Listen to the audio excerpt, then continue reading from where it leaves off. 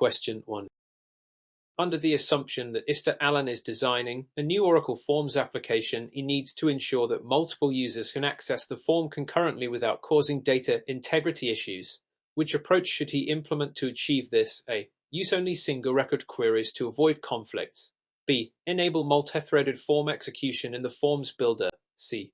Implement proper transaction control and commit sequences. D. Restrict the form to read-only mode. Answer. Correct answer. C. Explanation. Proper transaction control and commit sequencing are essential to maintain data integrity in multi-user environments. By ensuring that each user's transactions are isolated and committed correctly, conflicts and data anomalies are avoided. Single record queries alone do not prevent concurrent modification conflicts. Enabling multi-threaded execution in Forms Builder is unrelated to database transaction management. Restricting forms to read-only is overly limiting and does not solve concurrency issues in applications requiring updates. Question 2. Given the circumstances that Is Patel is building a master detail form, she notices that the detail block does not refresh when navigating through master records. What should she do to correct this behavior? A. Set the detail blocks. Query aloud a property to know. B. Use post-query trigger on the master block to synchronize the detail block. C. Convert the detail block into non-query only block. D. Disable database commit triggers to force refresh. Answer. Correct answer. B. Explanation. Using the post-query trigger on the master block to synchronize the detail block ensures that every time a master record is queried, the detail block automatically retrieves corresponding detail records. Disabling commit triggers has no impact on display synchronization. Setting the detail block to non-query only may prevent unnecessary inserts but does not synchronize data. Disallowing queries would prevent any retrieval, which is counterproductive in master detail relationships. Question 3.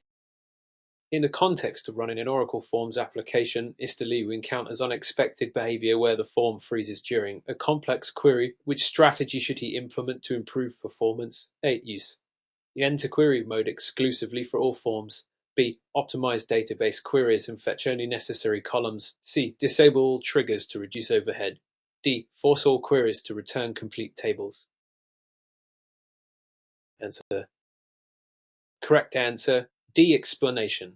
Optimizing queries to fetch only necessary columns is the best practice to improve form performance. Freezing occurs often due to large data retrievals, network latency, or inefficient queries. Using end-to-query mode exclusively does not optimize underlying query execution. Disabling triggers could break essential business logic and validations. Forcing queries to return complete tables worsens performance, increases memory consumption.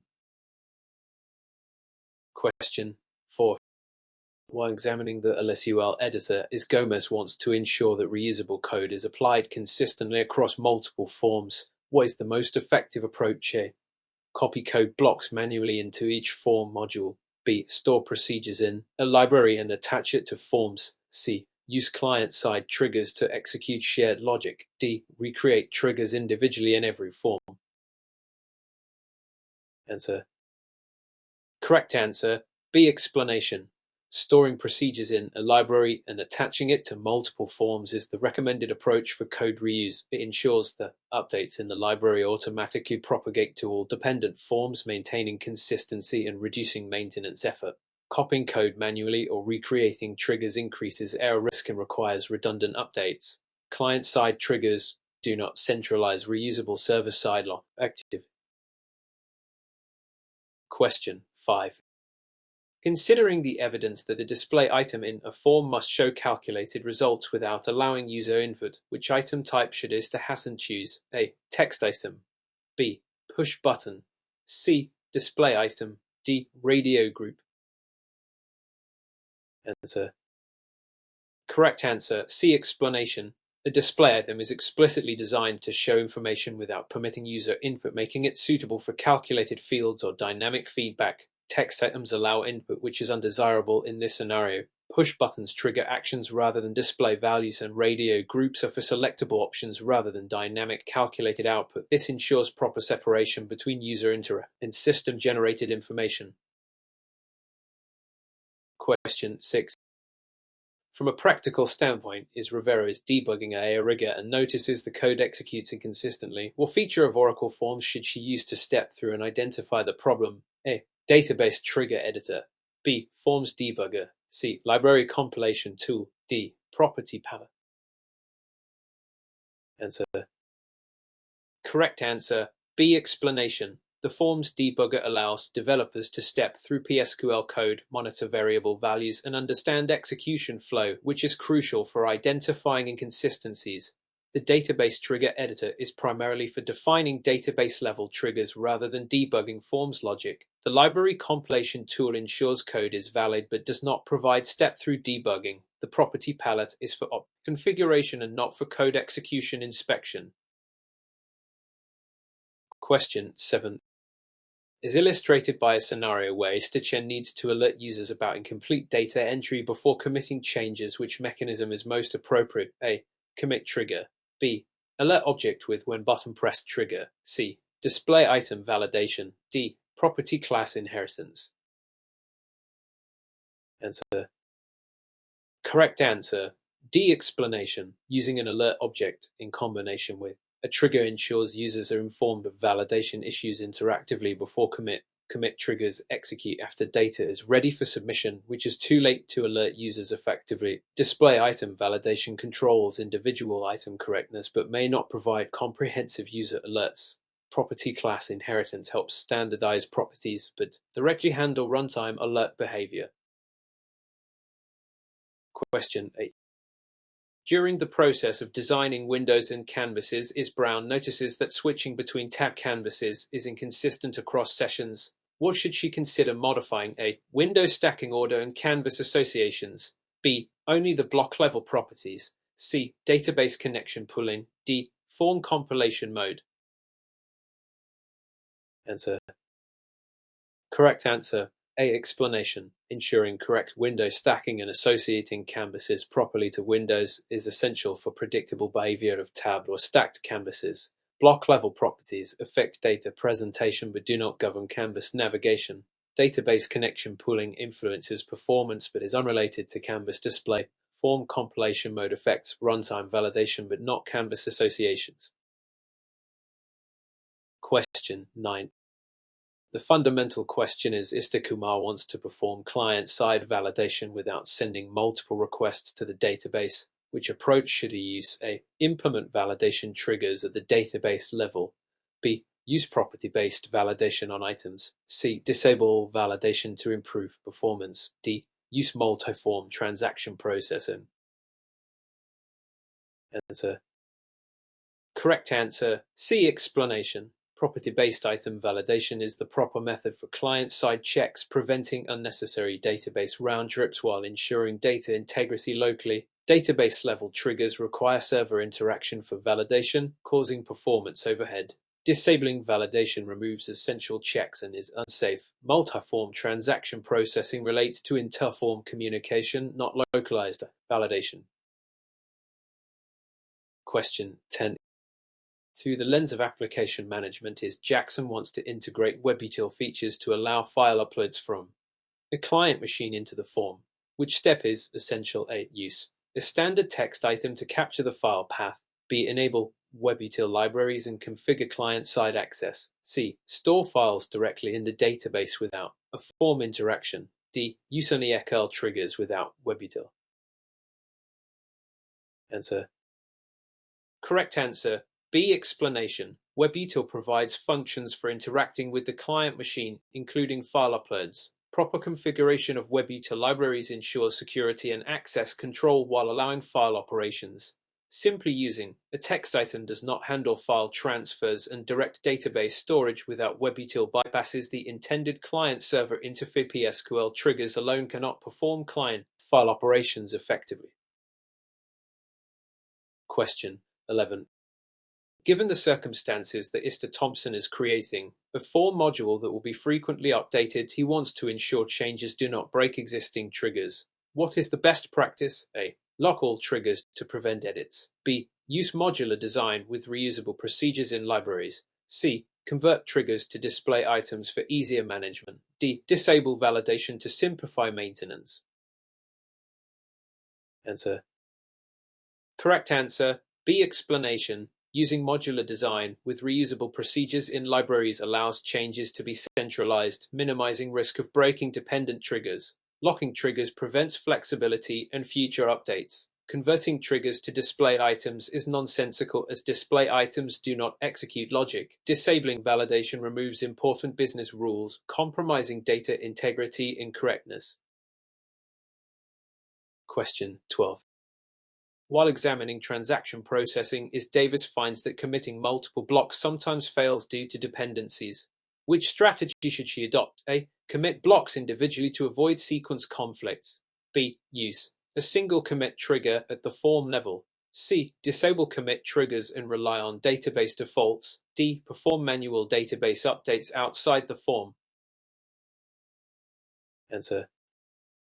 Correct answer. D. Explanation. Performing manual database updates outside the form is generally discouraged but can ensure dependencies are resolved correctly when automatic commit sequences are complex. Committing blocks individually risks partial commits and data inconsistency. Using a single commit trigger is standard but may not solve underlying dependency issues. Disabling commit triggers bypasses critical processing, leading to potential corruption. Question 13. Through the lens of debugging, Singh observes that when validate item trigger is firing incorrectly, where's the most effective approach to identify the cause? A. Temporarily disable all other triggers. B. Use the form's debugger to step through the code. C. Write the form without triggers. D. Rely solely on database error messages. Answer. Correct answer. B. Explanation. The form's debugger allows developers to step through trigger execution, inspect variable values, and detect logical errors, which is essential for diagnosing misfiring triggers. Disabling other triggers may hide the problem rather than reveal it. Rewriting the form is excessive and inefficient. Database error messages are insufficient for client-side trigger logic analysis. Question 14. Considering the evidence that ISLI needs to present data in multiple layouts without duplicating data blocks, which feature should she use? A. Stacked and tabbed canvases. B. Multiple form modules with separate blocks. C. Single canvas with non-query items. D. Property class inheritance. Answer. Correct answer. C. Explanation. Using a single canvas with non-query items allows the same data block to be displayed in different visual contexts without duplication. Stacked and tabbed canvases manage layout but rely on blocks already defined. Multiple form modules increase maintenance complexity. Property class inheritance standardizes appearance and behavior but does not address multiple layouts for the same data. Question 15. A demonstrated by a situation where Mr. O'Connor needs to enforce complex business rules during data entry. Which approach is most appropriate? A. Database level constraints only. B. Client-side triggers using ESUL. C. Display items to visually indicate errors. D. Disabling input validation to improve speed. Answer. Correct answer. C. Explanation. Using display items to indicate validation results gives users immediate feedback while maintaining business rules. Database constraints enforce rules but provide feedback only at commit time. Client-side triggers can enforce logic but may complicate maintenance. Disabling validation sacrifices integrity. Display items complement triggers by communicating issues without blocking interaction. Question 16. From multiple perspectives, Ramirez wants users to navigate efficiently between multiple forms while sharing data. What method should she implement? A. Use start form built-in procedure with parameter passing. B. Duplicate data blocks across forms. C. Disable cross-form navigation. D. Force manual database access for each form. Answer.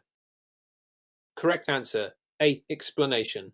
Start form allows launching another form module and passing parameters, enabling efficient cross-form navigation and shared data access. Duplicating data blocks creates redundancy and increases maintenance complexity. Disabling navigation restricts usability. Manual database access defeats the purpose of a seamless user experience and increases the risk of errors. Question 17. In live recent developments, Xiao needs to validate an item only when a related checkbox is selected. Which technique is appropriate? A. When validate item trigger with conditional logic. B. Always enforce validation regardless of checkbox. C. Use display items for input instead of validation. D. Disable triggers temporarily. Answer. Correct answer. D. Explanation.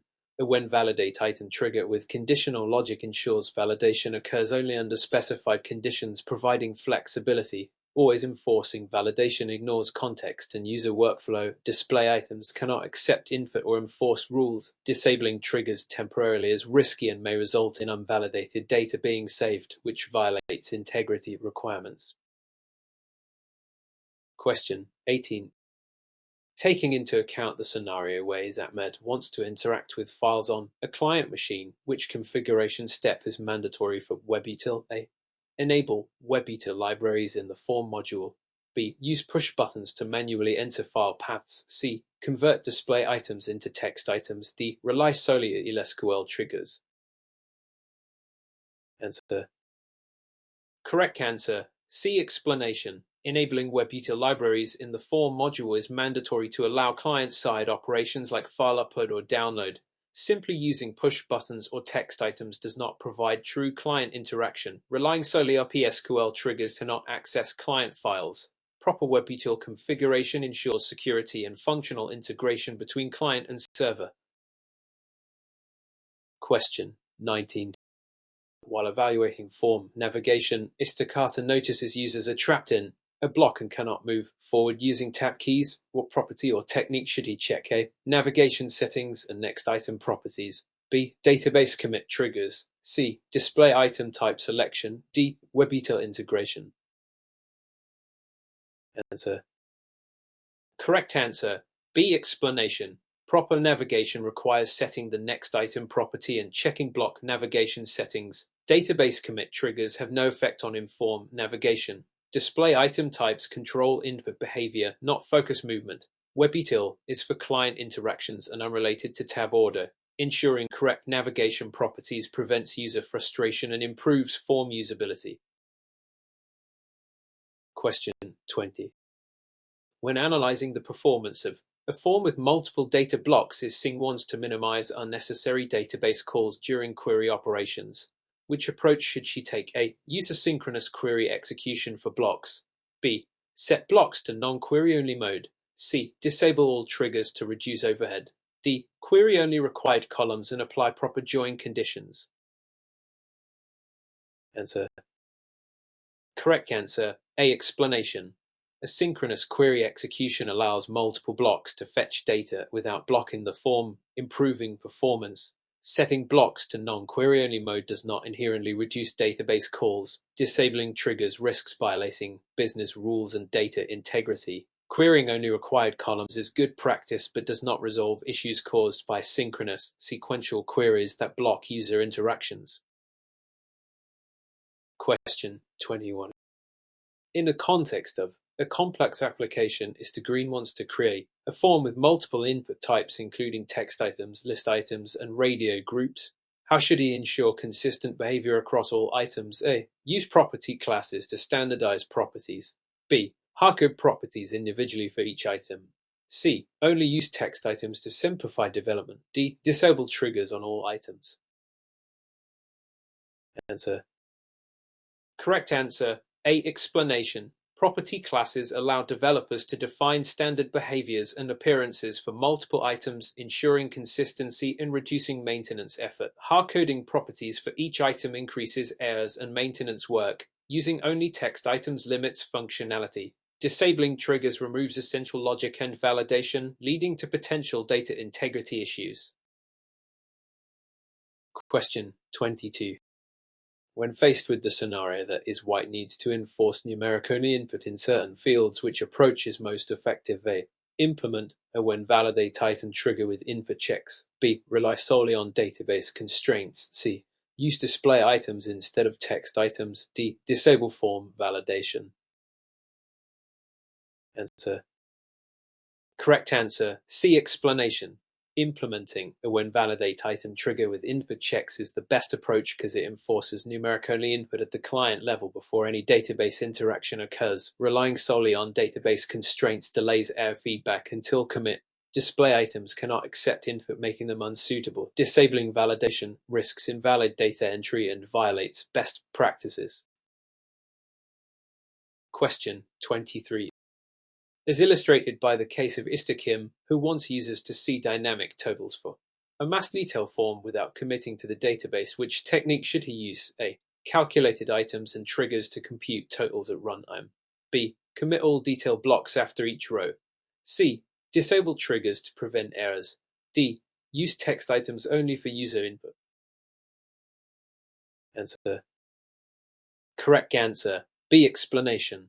Using calculated items and triggers allows real-time computation of totals without persisting incomplete data. Committing all detail blocks after each row is unnecessary and may lead to partial updates. Disabling triggers removes essential logic. Using text items alone cannot dynamically compute totals, limiting the functionality required for mass detail applications. Question 24. Considering the evidence that ISING needs to prevent navigation traps in a form with multiple blocks, what should she verify? A. Next item and navigation properties are correctly set. B. Only one block exists per form. C. Database commit triggers control navigation. D. Web detail handles tab order. Answer. Correct answer. D. Explanation. Ensuring next item and navigation properties are set correctly is critical to prevent navigation traps. Forms with a single block or relying on commit triggers do not inherently prevent focus issues. WebUtil does not manage tab order or navigation properties. Properly configuring navigation settings improves usability and prevents users from getting stuck in input sequences. Question 25.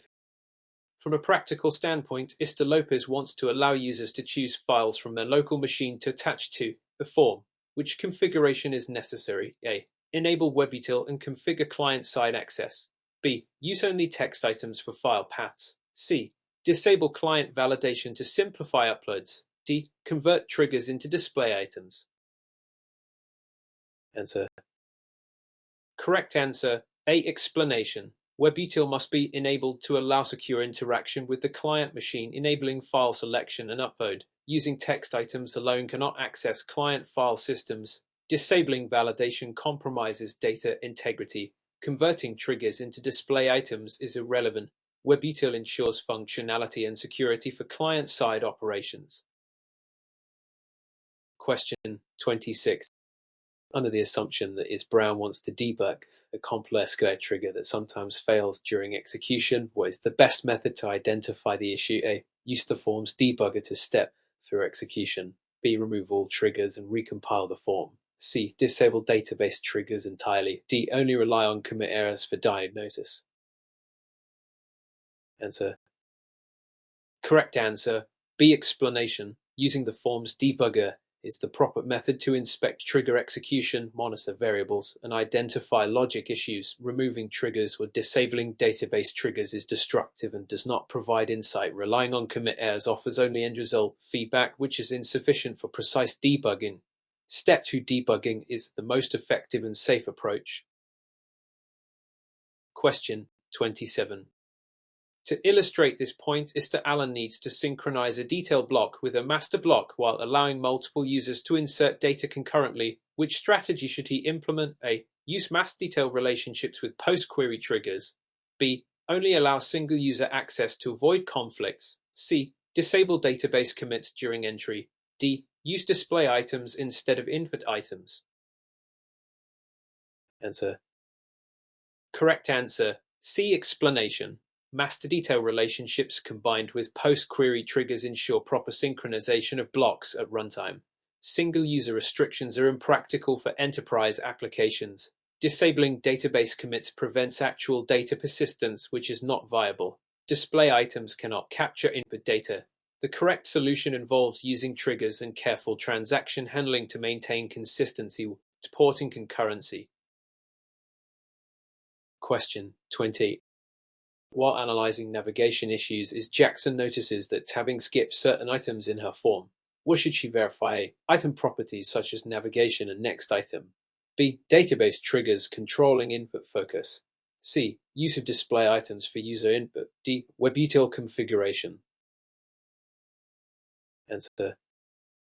Correct answer. A. Explanation. The navigation and next item properties govern the tab order and focus behavior in Oracle Forms. Database triggers do not control focus. Display items are non-input elements and do not influence tabbing. WebUtil is unrelated to navigation. Correctly configuring these properties ensures seamless user experience and prevents navigation traps. Question 29.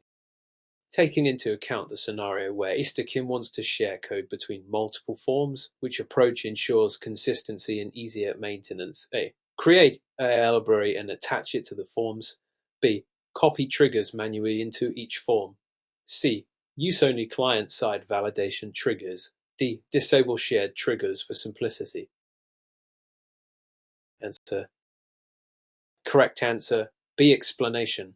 Creating a library allows centralized code management, enabling updates in one place to propagate to all forms.